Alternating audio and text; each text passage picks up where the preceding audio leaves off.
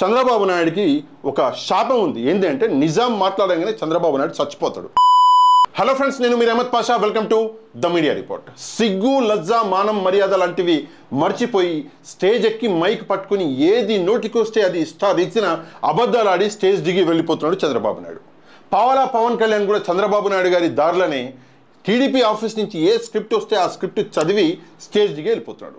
వీళ్ళ అబద్ధాలకి అదుపు అనేది లేకుండా పోతుంది. అందుకని చెప్పేసి ఈరోజు పక్కా డేటాతోటి మీ ముందరికి వచ్చిన. చంద్రబాబు నాయుడు 5 ఏళ్ళు పాలించిండు, జగన్మోహన్ రెడ్డి గారు 5 ఏళ్ళు పాలించారు.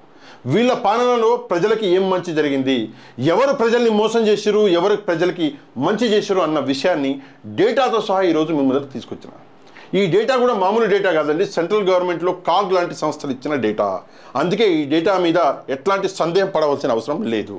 కాకపోతే ఈ డేటా అన్నది మన సీనియర్ జర్నలిస్ట్ రేణుకా పోతినేని గారు తీసుకొచ్చిన డేటా. ఆమె ఒక బుక్లెట్టే మనకి పంపించడం జరిగింది. మనకు పంపించడం అంటే సోషల్ మీడియాలో ఆమె బుక్లెట్ అనేది వైరల్ అవుతుంది. ఆమె నాకు పంపించలేదు, కాకపోతే ఆమె బుక్లెట్ అనేది వైరల్ అవుతుంది. ఈ బుక్లెట్లో 15 అంశాలలో ఎవరు ప్రజలకి మంచి చేశారు అని చెప్పేసి ఆమె చెప్పడం జరిగింది. ఈరోజు మనం ఆ 15 అంశాలలో 2 అంశాలు, ఒకటి ఏపీ అభివృద్ధి, 2 ఉద్యోగాలు, ఈ 2 అంశాల గురించి మనం డిస్కస్ చేయబోతున్నాము. ఎవరి ప్రజలకు మంచి చేశారు, ఎవరు మోసం చేశారు అని చెప్పేసి. ఇక్కడ మనం చూసుకుంటే ఇది మొదటి పేజ్ అండి. ఈ మొదటి పేజీలో జగన్ విజన్ అని చెప్పేసి ఈ బుక్లెట్కి ఒక పేరు ఇచ్చింది రేణుకా పోతినేని గారు. ఇక్కడ మనం చూసుకుంటే ఏంటి, transforming the future of AP అని చెప్పేసి ఇంగ్లీష్లో రాశారు. దాని కింద జగన్ విజన్. Okay, index. ఈ బుక్లో ఏమున్నాయంటే 15 అంశాలు ఉన్నాయి.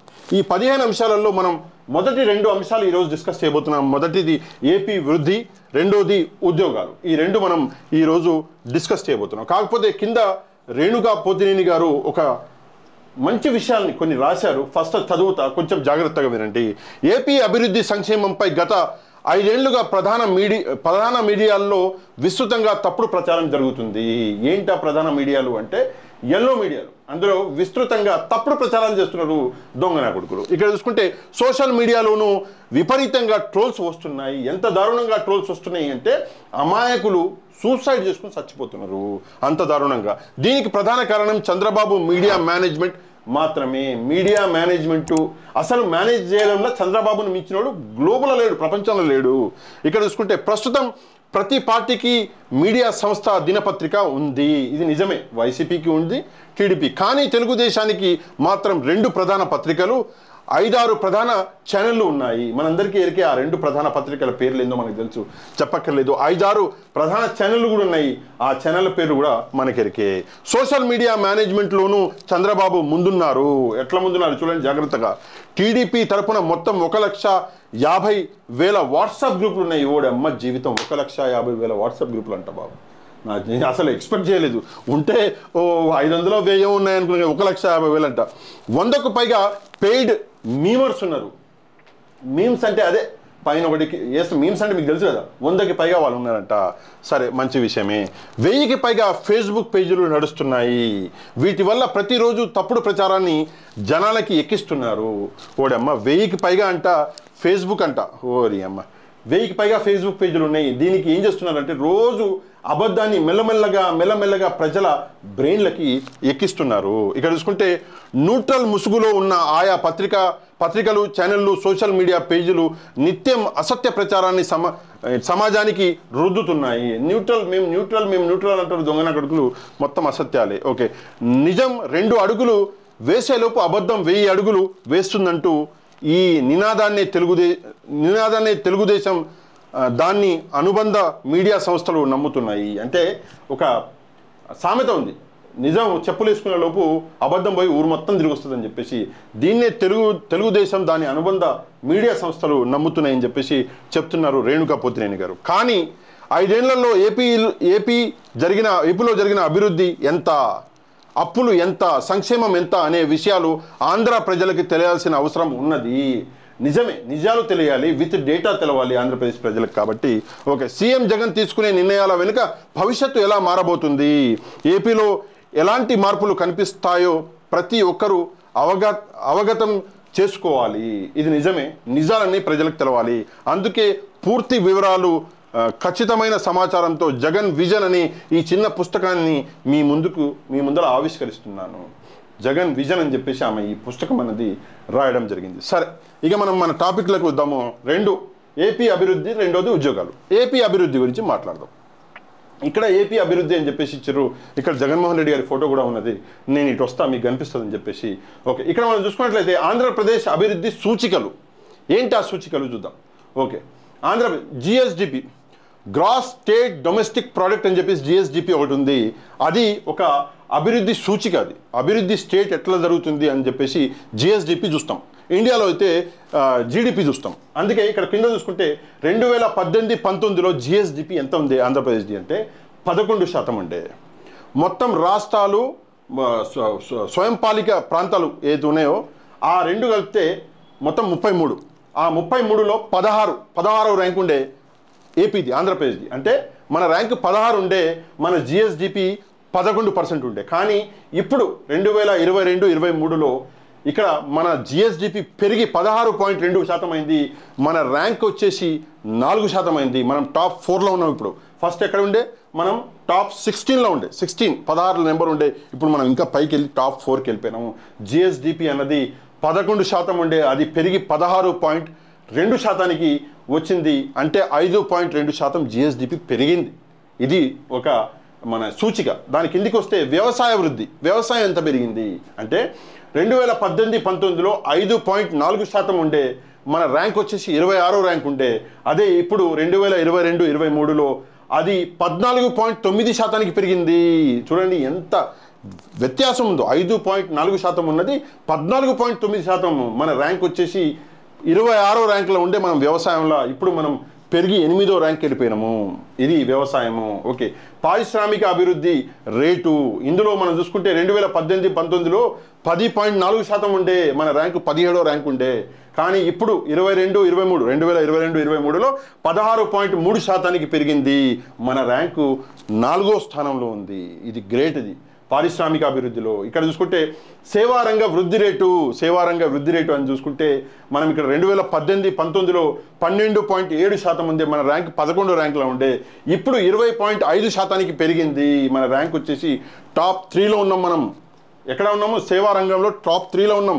అన్ని రాష్ట్రాలని, అన్ని స్వయంపాలిత ప్రాంతాలని మొత్తం మనం చూసుకుంటే మనం ప్రస్తుతం వచ్చేసి 3వ ర్యాంక్లో ఉన్నాము. దాని కిందికి వస్తే ఈజ్ ఆఫ్ డూయింగ్ బిజినెస్, ఇది చాలా ఇంపార్టెంట్ అండి. ర్యాంక్ మనది 8వ ర్యాంక్ ఉండే ఎప్పుడు, చంద్రబాబు ఉన్నప్పుడు 2018-19లో. ఇప్పుడు జగన్మోహన్ రెడ్డి గారు ఉన్నప్పుడు 2022-23లో ఆ ర్యాంకు నెంబర్ 1లో ఉన్నాం. మనం 8వ ర్యాంక్ నుంచి నెంబర్ 1కి వచ్చినాం మనం జగన్మోహన్ రెడ్డి గారు వచ్చినాక. ఇక్కడ చూసుకుంటే తలసరి ఆదాయం, ఇది చాలా చాలా చాలా అబద్ధాలు చెప్తున్నాడు చంద్రబాబు నాయుడు. దీని మీద నిజంగానే చాలా దారుణంగా అబద్ధాలు చెప్తున్నాడు. ఇక్కడ చూద్దాం నిజం ఏందో చూద్దాం. తలసరి ఆదాయంలో మనం చూసుకుంటే 2017-18 చంద్రబాబు నాయుడు ఉన్నప్పుడు 1,38,299 రూపాయలు ఉండే. 2018-19లో చంద్రబాబు నాయుడు గారు ఉన్నప్పుడు 1,54,031 రూపాయలు ఉండే. దాని తర్వాత 19-20లో జగన్మోహన్ రెడ్డి గారు వచ్చారు, 1,69,320 రూపాయలు అయింది. దాని తర్వాత 2020-21లో అది ఇంకా పెరిగి జగన్మోహన్ రెడ్డి గారు ఉన్నప్పుడు 1,76,707 రూపాయలు అయింది. అది 21-22లో పెరిగింది. జగన్మోహన్ రెడ్డి గారు ఇంకా పెంచారు, 2,07,771 రూపాయలు చేసిండు. మొన్న 2022-23 సంవత్సరంలో ఇంకా పెంచిండు జగన్మోహన్ రెడ్డి గారు, 2,19,518 రూపాయలు అయింది. అంటే నువ్వు రాష్ట్రాన్ని వదిలిపెట్టి, అంటే ముఖ్యమంత్రిగా దిగిపోయినప్పుడు 1,54,031 రూపాయ ఉన్న తలసరి ఆదాయం అన్నది ఈరోజు 2,19,518 రూపాయలకి పెంచాడు జగన్మోహన్ రెడ్డి. సిగ్గు లజ్జపడాలి ఇక్కడ మనము. ఇక్కడ నెక్స్ట్ ఇక్కడ మేడం రాశారు, ఈ రేణుకా పొత్తినేని గారు ఒక ఇంపార్టెంట్ విషయం అనేది చెప్తున్నారు. జగన్ విజన్, వ్యవసాయానికి సీఎం జగన్ అధిక ప్రాధాన్యం ఇవ్వడం వల్ల రైతుల ఆదాయం పెరిగింది. రైతుల కోసం ప్రవేశపెట్టిన పథకాలు ఊతమిచ్చాయి. ఇది చాలా మంచి విషయము, నిజము. రైతుల ఆదాయం అనేది నిజంగానే పెరిగింది. ఈ విషయం ఏ రైతుని అడిగినా కూడా చెప్తాడు. గతంలో వ్యవసాయం దండగా అని చంద్రబాబు హేళన చేశాడు. గ్రాఫిక్స్ చూపించి ఇదే అభివృద్ధి అని ఎల్లో మీడియా ద్వారా ప్రజల్ని నమ్మించాడు. వ్యవసాయం దండగా అన్నాడు చంద్రబాబాయ్. రైతులని పోలీసుల చేత కాల్పించి బషీర్బాగ్ హైదరాబాద్లో సంపించినోడు చంద్రంబాబాయ్. అట్లాంటోడు ఇవాళ రైతుల సంకల్ లాగుతున్నాడు. అది చాలా నిజంగానే గ్రేటు. ఇక్కడ చూసుకుంటే రాష్ట్ర ఆర్థిక వ్యవస్థను అంచనా వేయకుండా రైతుల్ని గాలికొదిలి రాజధాని నిర్మాణం అంటూ తన వర్గం ప్రతినిధులతో అందిన కాడికి దోచుకున్నాడు. మనం చెప్పక్కర్లేదు, రాజధాని పేరుతోటి ఎంతలా ఈమె రేణుకా పోతినేని గారు, ఈ జర్నలిస్ట్, సీనియర్ జర్నలిస్ట్ ఎవరైతే ఉన్నారో, ఈమె ఇంతకుముందు ఒక బుక్ అనేది లాంచ్ చేసింది. ఆ బుక్లో అమరావతిలో జరిగిన భూ స్కామ్ల గురించి చాలా బాగా చెప్పింది మేడము. ఎవరు చేసిర్రు అంటే చంద్రంబాబాయ్ ఎవరైతే తెలిసిన వాళ్ళు ఉన్నారో, ఆయన పార్టీకి చెందిన వాళ్ళు ఉన్నారో వాళ్ళందరే కలిసి మొత్తం భూమి స్కామ్లు చేసి అక్కడ మొత్తం భూములు కొన్నారు. ఇప్పుడు జగన్మోహన్ రెడ్డి గారు రాజధానిని పక్కకు తప్పించేసరికి మొత్తం అల్లల్లాడుతున్నారు. అసలు రాజధాని అమరావతిలో ఉండాలి అని చెప్పేసి ప్రజలు అనుకుంటలేరు. ఎవరు అనుకుంటున్నారు అంటే అక్కడ దొంగతనంగా భూములు కొల్లగొట్టారు కదా, ఆ దొంగలు అనుకుంటున్నారు. ఇక్కడ చూసుకుంటే కరోనా లాంటి విపత్కర పరిస్థితుల్లోనూ ఏపీ మెరుగైన వృద్ధి సాధించింది అంటే దానికి కారణం సీఎం జగన్ తీసుకున్న సంస్కరణలే.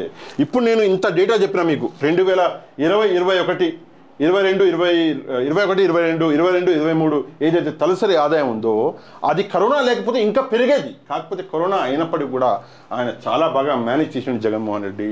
అదే చంద్రబాబు నాయుడు అయితే సింగపూర్కు అమ్మేసేటోడు రాష్ట్రాన్ని. ఇక్కడ చూసుకుంటే ఆంధ్రప్రదేశ్ వృద్ధిపై ఎల్లో మీడియా నిత్యం అసత్య ప్రచారం చేస్తే కాగ్ మాత్రం పైన పేర్కొన్న విధంగా వాస్తవ కథనాలను ప్రచురించింది. కాగ్ అని చెప్పేసి సెంట్రల్ గవర్నమెంట్ సంస్థ ఉంది. ఆ సంస్థ అన్నది ఎల్లో మీడియా ఎన్ని అబద్ధాలు చెప్పినా కూడా ఆ సంస్థ రిపోర్ట్ మాత్రం, ఇందాక నేను చెప్పిన డేటా మొత్తం ఆ సంస్థ రిపోర్టే. ఆ సంస్థ అన్నది ఏది నిజమో చంద్రబాబు ఆడుతున్న అబద్ధాలన్నింటినీ కడిగి పారేసింది ఆ సంస్థ. నెక్స్ట్ ఇక్కడ చూసుకుంటే చంద్రబాబు, పవన్ కళ్యాణ్ లాంటి ప్రతిపక్ష నాయకులు ఏపీ అప్పట్లో అప్పులో కూరుకుపోతుందని దుష్ప్రచారం చేశారు. అప్పులలో కూరుకుపోతుంది. ఓకే, ఉచిత పథకాలతో ఏపీ మరో శ్రీలంకగా మారుతుందని ఆరోపించారు. కానీ వాటన్నింటినీ తలదన్ని ఏపీ ఆర్థిక వృద్ధిలో దూసుకుపోతుంది. నేను పవన్ కళ్యాణ్కి, చంద్రంబాబాయికి నేను ఒక విషయం అడుగుతా. ఒక ఎమ్మెల్యే జీతం ఎంత? ఆ ఎమ్మెల్యేకి వచ్చే వెసులుబాట్లు ఏంటి? ఫోను బిల్లుల కాంచి, గ్యాస్ బండల కాంచి, ఉండే ఇండ్ల కాంచి, ముడ్డి గడిగే కాంచి, మూతి తుడిచేదానికి అన్నీ ఫ్రీ ఎమ్మెల్యేలకి. ప్రజలకి మాత్రం ఫ్రీగా కొంచెం సొమ్మిస్తే తప్ప, అంటే ప్రజలకి ఫ్రీగా ఏంది దొరకొద్దా? పేదోడికి అన్నం పెడితే తప్ప ఏం మనుషులో ఏం కుక్క బతుకులో అర్థం కాదు. సరే, మనం ఫస్ట్ వచ్చేసి మనం ఏపీ వృద్ధిని మనం కంప్లీట్ చేసుకున్నాము. రెండో టాపిక్ వెళ్ళిపోతాము, ఉద్యోగాలు. ఈ ఉద్యోగాలు అనేది చాలా ఇంపార్టెంట్ విషయం అండి. ప్రతి కాడికి వచ్చి చంద్రంబాబాయ్ మైక్ పట్టుకోవడము, ఉద్యోగాలను ఊదరగొట్టడం. కాకపోతే ఇది చూసినాక నిజంగానే చంద్రంబాబాయ్ సిగ్గుపడాల్సిన అవసరం ఉంటుంది. ఎందుకు సిగ్గుపడాలంటే ఇక్కడ జగన్మోహన్ రెడ్డి గారు, ఇక్కడ చంద్రంబాబాయ్. సరే, ఏం చేశారు ఇద్దరు? 2014 నుంచి 19 దాకా పవర్లో ఉన్నది చంద్రంబాబాయ్, 2019 నుంచి 24 దాకా పవర్లో ఉన్నది జగన్మోహన్ రెడ్డి గారు. ఏం చేశారు వీళ్ళిద్దరు చూద్దాం మనం. సీఎం జగన్ భర్తీ చేసిన ఉద్యోగాలు. ఫస్ట్ మనం ఇక్కడ డిఫరెన్స్ చూడండి. మీరు డిఫరెన్స్ అనేది చాలా ఇంపార్టెంట్. నేను ఇటు వెళ్ళిపోతా, మీకు క్లారిటీగా అర్థమవుతుంది. ఇక్కడ చూస్తే మనం సీఎం జగన్ భర్తీ చేసిన ఉద్యోగాలు గ్రూప్ 1 110, ఇక్కడ చంద్రబాబు నాయుడు భర్తీ చేసిన ఉద్యోగాలు గ్రూప్ 1. ఇక్కడ గ్రూప్ 1 110 చేస్తే ఇక్కడ గ్రూప్ 1 247 చేసాడు. అంటే అక్కడ మన చంద్రబాబాయ్ ఎక్కువ చేసాడు, జగన్మోహన్ రెడ్డి గారికి అంటే ఎక్కువ చేసినాడు చంద్రబాబాయ్. Very good. గ్రూప్ 2 897. ఇక్కడ చూసుకుంటే గ్రూప్ 2 1428. ఇది కూడా చంద్రబాబాయ్ ఎక్కువ చేసినాడు. దాని కిందికి వద్దాం. Non gazetted officers 137.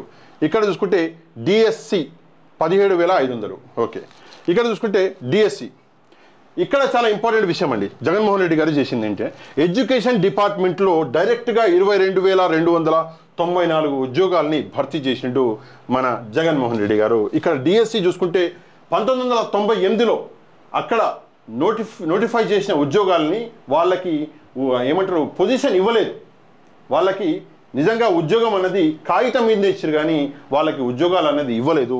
ఎప్పుడు 1998 వాళ్ళు ఎవరైతే ఉన్నారో 98 వాళ్ళు 4,534 మందికి ఉద్యోగాలను ఇచ్చిండు. దాని తర్వాత 2008లో కూడా అట్లే జరిగింది. ఓన్లీ నోటిఫై చేసి వదిలిపెట్టిన వాళ్ళని 2,193 మందిని వాళ్ళకి ఉద్యోగాలు ఇచ్చిండు. 2024లో 6,100 మందికి ఉద్యోగాలు ఇచ్చిండు. జిఎడ్ అంట 3884 మందికి ఉద్యోగాలు ఇచ్చిండు. స్పెషల్ డిఎస్సి ఇతరత్ర 1802 మందికి ఇచ్చిండు. పోలీస్ శాఖకి 6511 మందికి ఇచ్చిండు. మెడికల్ ఆఫీసర్స్ 1247 మందికి ఇచ్చిండు. హోమియోపతి ఆఫీసర్స్ 53 మందికి ఇచ్చిండు. స్టాఫ్ నర్సులు 60,450 మందికి. ఎంత? 60,450 మంది. సిగ్గుతోటి చచ్చిపోవాలి చంద్రబాబు. ఓకే, ఇతరత్ర డిపార్ట్మెంట్ ఉద్యోగాలు 387 ఇచ్చిండు.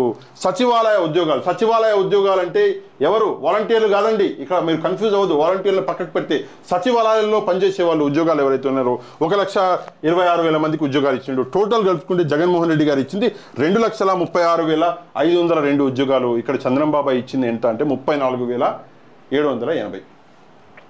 ఎంత చూడండి డిఫరెన్స్. ఇక్కడ అసలు కొంచెం పైకి చేస్తా. ఇక్కడ ఎంత? 2,36,502 అయితే ఇక్కడ 34,780 మాత్రమే చంద్రబాబు నాయుడు ఇచ్చింది. చంద్రబాబు నాయుడు ఇచ్చిన దానికంటే ఎన్నో రెట్లు ఎక్కువగా జగన్మోహన్ రెడ్డి గారు ఇచ్చారు. ఇది ఒక విషయం. రెండో విషయం ఇక్కడ చూడండి, కొన్ని ఇంపార్టెంట్ విషయాలు ఉన్నాయి. చంద్రబాబు నాయుడు భర్తీ చేసిన ఉద్యోగాల కన్నా జగన్ భర్తీ చేసిన ఉద్యోగాలు దాదాపు 7 రెట్లు ఎక్కువ. 7 రెట్లు అంటే 34,780 ఆయన చంద్రబాబు నాయుడు భర్తీ చేస్తే జగన్మోహన్ రెడ్డి 2,36,502 ఉద్యోగాలు భర్తీ చేసిండు.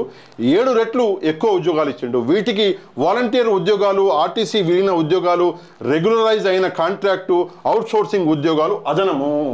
వీటిలో లేవోయి అవి అదనంగా ఉన్నాయి. ఇంకా వాలంటీర్లు, రెగ్యులరైజేషను, ఆర్టీసీ ఇవన్నీ అవి అదనపు ఉద్యోగాలు. అవన్నీ కలుపుకుంటే జగన్మోహన్ రెడ్డి గారు ఇచ్చిన ఉద్యోగాలు 5 లక్షలు. ఇక్కడ చూడొచ్చు 5 లక్షలు. నెక్స్ట్ ఇక్కడ చూసుకుంటే వైద్య వ్యవస్థలో 0 వేకెన్సీ పాలసీ తీసుకురావాలని మొట్టమొదటిసారిగా ఆలోచన చేసిన నాయకుడు జగన్మోహన్ రెడ్డి.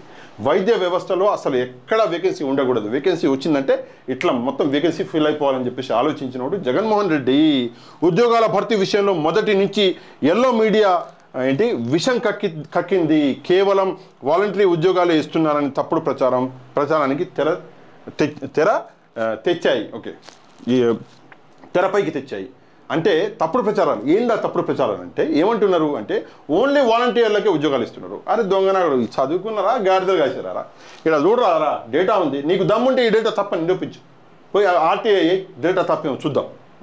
పనికి మాలిన మైక్ పట్టుకోగానే ఎక్కలేని అబద్ధాలు అన్నీ వచ్చేస్తాయి.